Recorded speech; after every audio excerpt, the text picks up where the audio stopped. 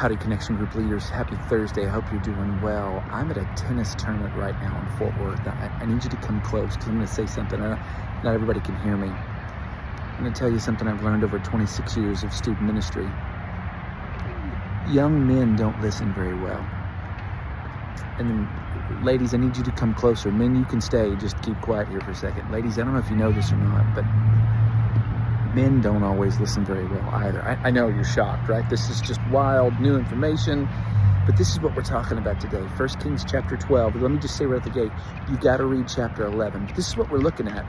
It's a beautiful follow-up lesson to last week where we talked about wisdom, and this week is just a practical application. This is what wisdom looks like when you listen, or in this case, when you don't listen and apply what you've learned. There's this guy named Jeroboam. He's a great young man. He's a hard worker in Israel. He's serving during the time of Solomon. Solomon gives him some duty. Solomon is a result of his poor choices in marriages. Marriages, plural, yes. That's the first poor choice. And then the women he's picking are also a poor choice. Because of his poor choices, God says, hey, you are no longer following me. I'm going to tear your kingdom away from you if you don't listen. Solomon doesn't listen. In fact, Solomon gets angry. And so God says, okay, it's going to happen.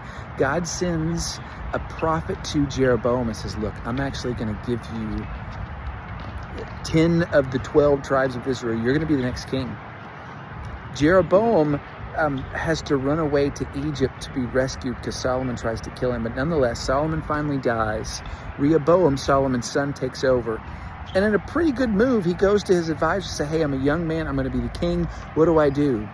And all of Solomon's advisors, who were also old men, said, you need to lower taxes. You need to listen to people, be kind and gracious king, and everything will be great. Rehoboam says, okay, that's pretty good advice. But then he goes and he talks to his friends, his buddies, who are all the same age, some even younger, says, guys, what should I do? I'm the king now. And they said, you need to beat the soup out of your people. Show them who's boss. Tax them even further and let them know you're in charge now.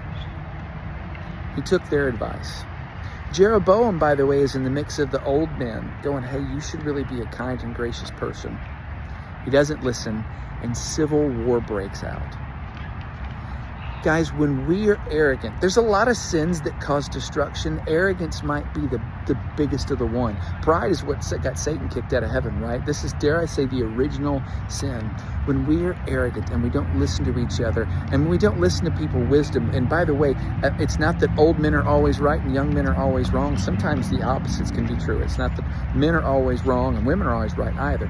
When we're arrogant, destruction happens. So let's think about that. Let's pray about it. Let's be humble leaders. Guys, I love you. Can't wait to see you on Sunday. We'll talk to you later.